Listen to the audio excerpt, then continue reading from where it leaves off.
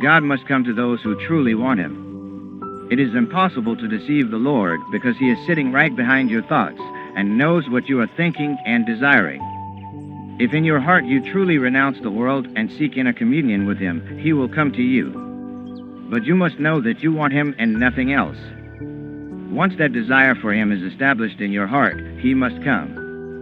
The only thing to live for is the contact of the divine, the communion with God. That is why Jesus said, "The harvest truly is plenteous, but the laborers are few." Believe the words of Jesus, who lived truth.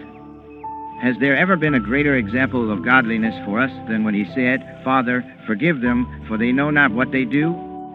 Everybody wants to have more money than the next person, and when he has it, he is not satisfied, because he finds there is still someone else who has more than he. People live in a bedlam of misery, created by their own desires.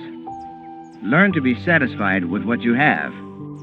The average person in America has much more than the average person in Europe or India or in any other land.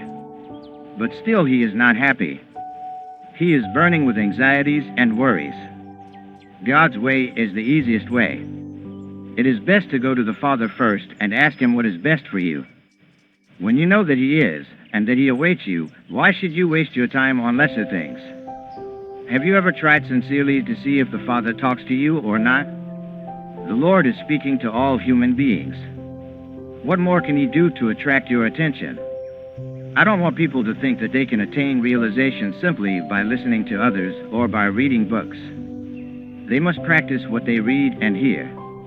It is better to go to church than to stay at home and listen to idle chatter, but even in church you must feel Him within, and you must know the technique by which you can realize His presence. Emotionalism and intellectualism cannot give realization.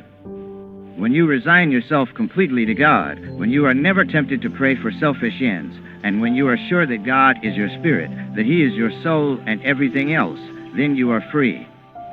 Think. A few decades hence, this existence of ours will have become a dream, and my sitting here and talking with you will have become part of that dream. All the great masters of the past have become dreams in the consciousness of mankind. But those great ones have attained. They are always conscious of what is going on. What a dream this life is. And yet, when you look at your body now and see how it throbs with life, you become fully convinced again of the reality of this dream. You think you must have this or that, and then you can be happy. But no matter how many of your desires are satisfied, you will never find happiness through them. The more you have, the more you want. Learn to live simply.